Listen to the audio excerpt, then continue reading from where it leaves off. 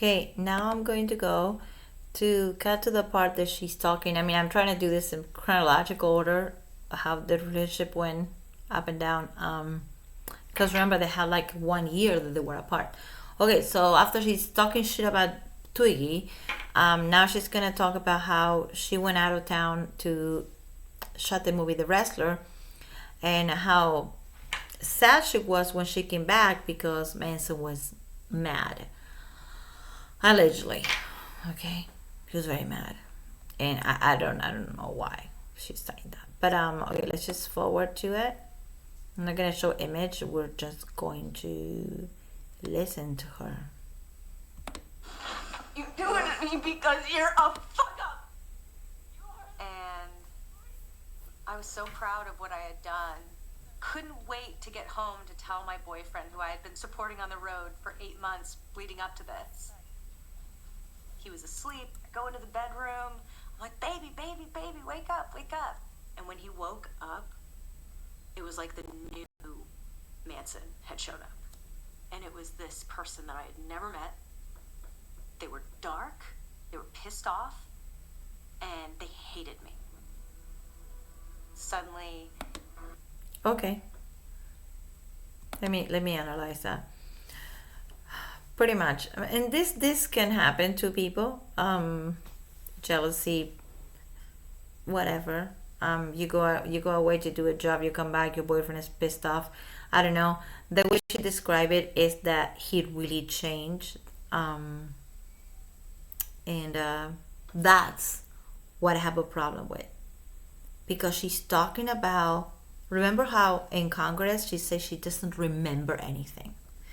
In this movie documentary slash movie piece of fiction, she talks about, and that's when I remember this, and that's when this happened, and that's when he changed, and that's when he started drinking my blood, and that's when. So when you go on that's when so many times, girl, you got memories. You know, they might be blurry. They're not fun to remember any of the stuff if it happened allegedly, but you got memories. So she fucked up in this movie by saying the words, and then I remember, and then I remember. She says it over and over again. She says it when she talks about the drugs. She says it when she talks about sex. She says it when she talks about the movie The Wrestler, projects, whatever they were doing. And then this happened. And then I remembered I was getting the drugs. And then I remembered I was getting tied up. You guys remember when she went to Congress and talked and did all that, she said she had no memory whatsoever at any of this until 2016. So it's going to be really hard for her to explain that little detail, I think. It's just bizarre.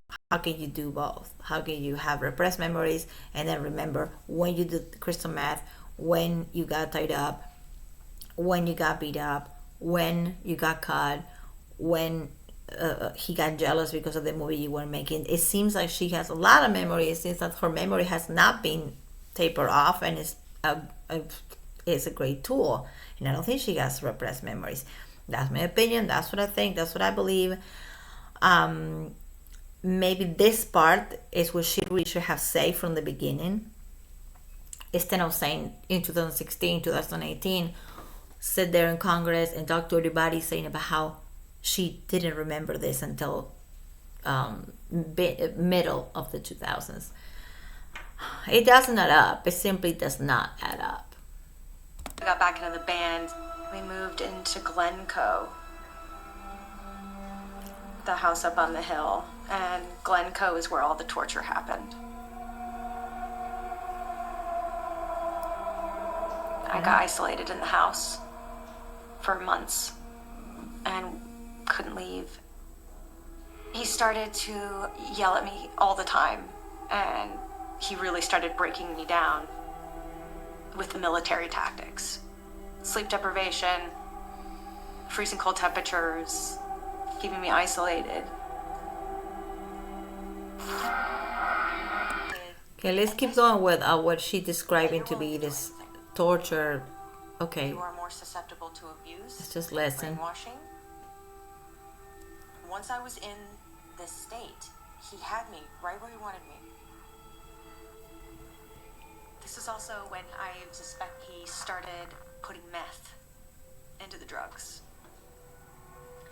Because I remember there was a moment where things turned, and I remember suddenly thinking that the drugs were a lot stronger than they had been. Oh, what the? My nose was bleeding all the time, and I started getting scabs all over my body, all over my face. I was digging into my skin. You know, I didn't know what meth was. I didn't know I was doing meth. I mean, that part for me was like very confusing because it's not like she's talking about ecstasy or something like that. She's talking about meth, okay? And I don't know why he would give her meth if he wants allegedly he wants her to be passed out so he can allegedly abuse her. Well, she sleeps. I don't know why he will give her meth.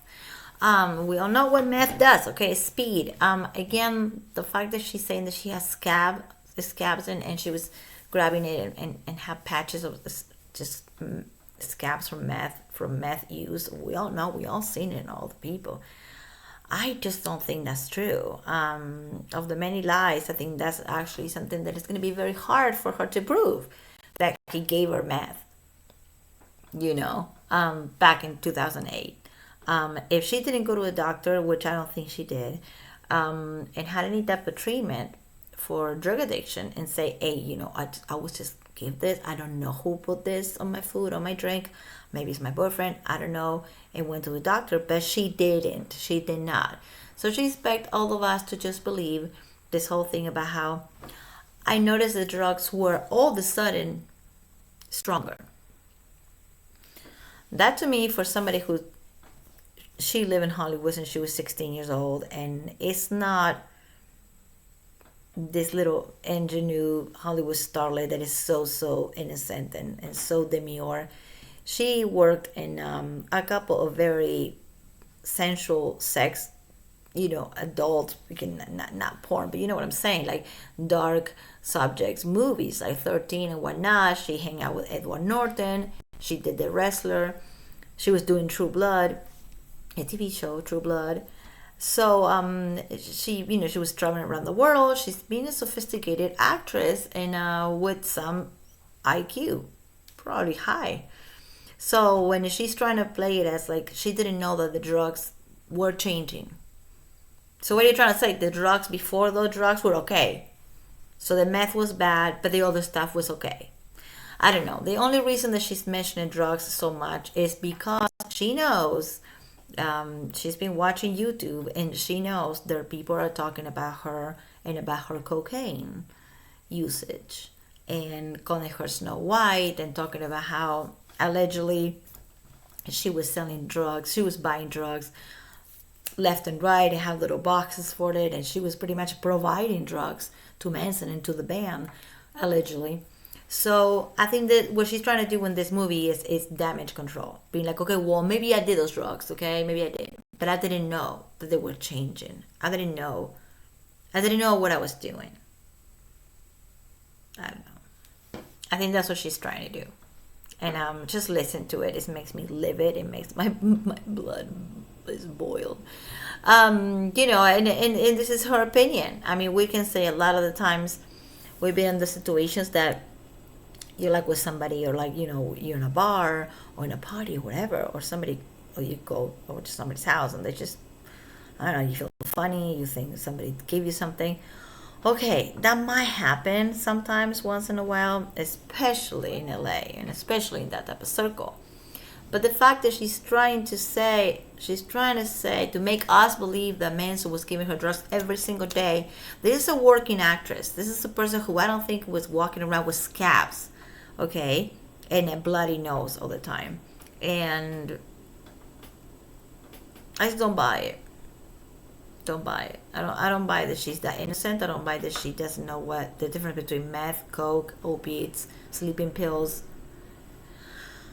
I think it would be more endearing from her part if she really wants people to like her when we watch this documentary. It would be more endearing if she said, you know what, I had a drug problem. I knew what this was and I did it anyway. I have a problem and I'm an addict. That would have been so much easier. And then just do this thing that she's not going to be able to prove in any court of law, unless she has a doctor, some type of note, some type of like treatment, rehab treatment, or unless she has some proof that her boyfriend at the time gave her this stuff. Otherwise, good luck trying to prove it. It's very hard trying to prove something like that unless you have physical evidence. You know, like you went to a doctor right away and they were like, you know, they give you a drug test and you pee in a cup, you know, and it shows up amphetamines. We're like, what the fuck? She probably doesn't have any of that. So again, we have to believe what she's telling us just because it's her. And if you're not pissed off by now, you should be. Again, this is what I think. Also, this is what she thinks. So it's really all up in the air at this point. Again, what I take from this documentary is that she has a shitty relationship with her mom and her dad, probably her brother as well. A shitty relationship with, really shady, weird relationship with Jamie Bell, and not because of him, but because of her. A lot of drama. She regrets being with Manson, and she regrets being put on that whore that she said that people call her. I never call her a whore when she was with him, so I don't know what the fuck she's talking about. But like she says, the press and the gossip magazines and TMZ and Paris Hilton, I don't know, that she was painted in this light. That she went from a actress, super, you know, Academy Award nominee, to this trashy homewrecker. Well, Evan, you did, you know, and that's what you did. So the fact that she's saying, well, I want my boyfriend to defend me, I want my boyfriend to go tell people that I wasn't a whore. He probably didn't do it because he doesn't think that you were. So why he will be offended by it? If you really think you're not, and if you're really confident that you're doing the right thing and that you're not this trashy person, that you are with this guy because you love him, then you got nothing to worry about. She's so worried, and she was so worried, and she's still worried. Look at the movie she made about what people think about her. It's unbelievable.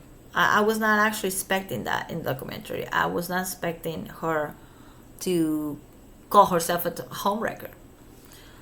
Allegedly, I in my opinion, I thought that she was that she was pretty much a homewrecker when it came to Dita and Manson, and also she was with Jamie Bell at the time, and Jamie Bell, she left him or something like that, allegedly, to be with Manson.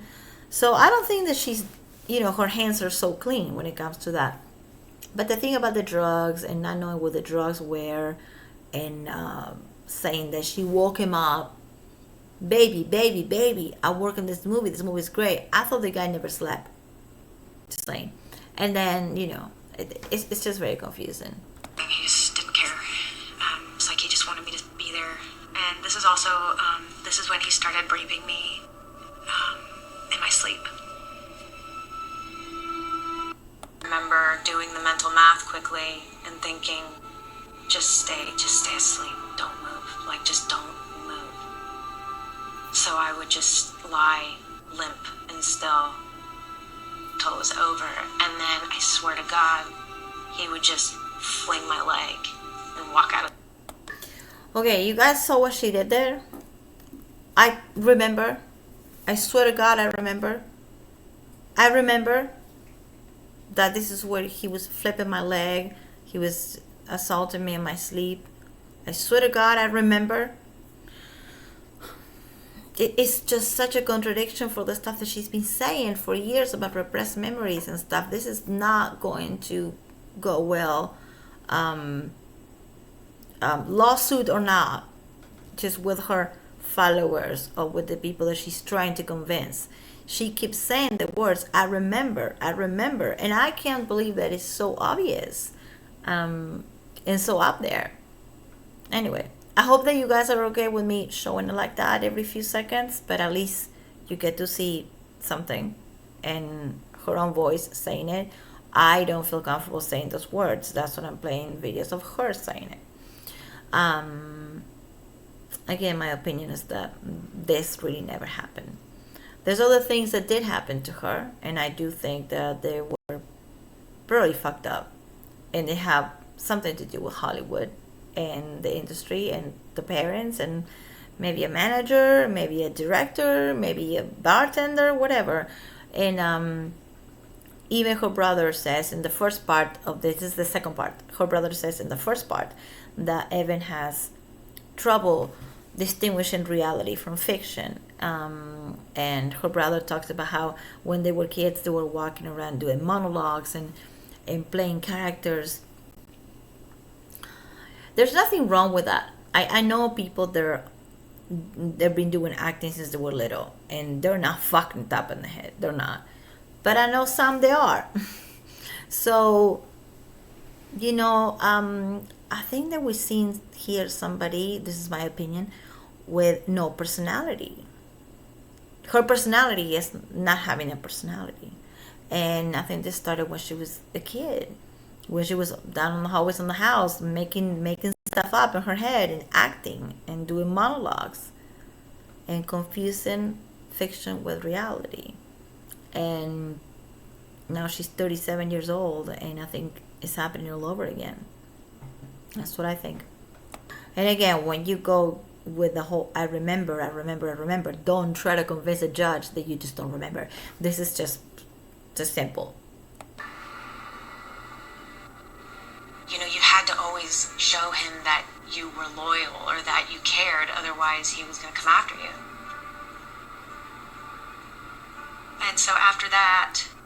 Okay, if that was not childish, I don't know what it is. And the first part of this mess, she also shows the Alice in Wonderland little drawings. I mean, I think it's a really cute animation, but she makes it look like he is this bad wolf, and she's this Alice in Wonderland type of character, it looks like her, but isn't, of course, it's an illusion of Alice in Wonderland.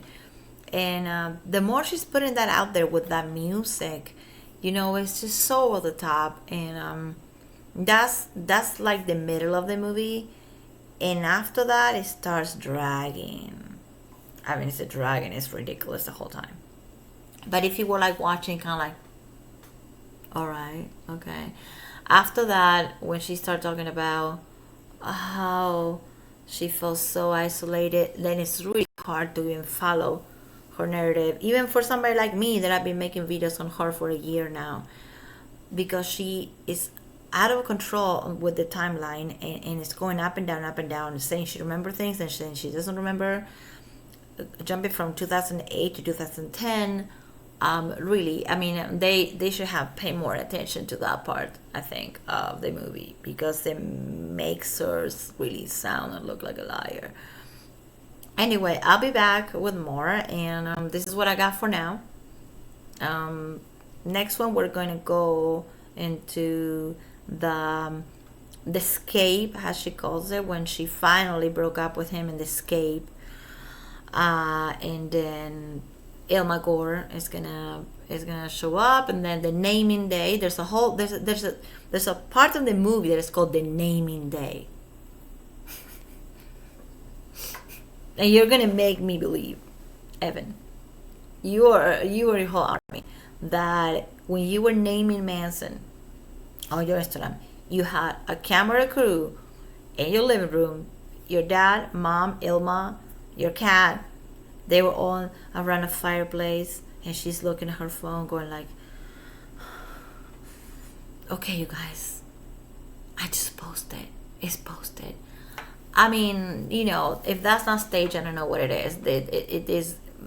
They make so many mistakes. If they want us to believe this shit, they make so many mistakes. They stage it too much. They talk about the family drama too much. They talk about how she felt trashy way too much.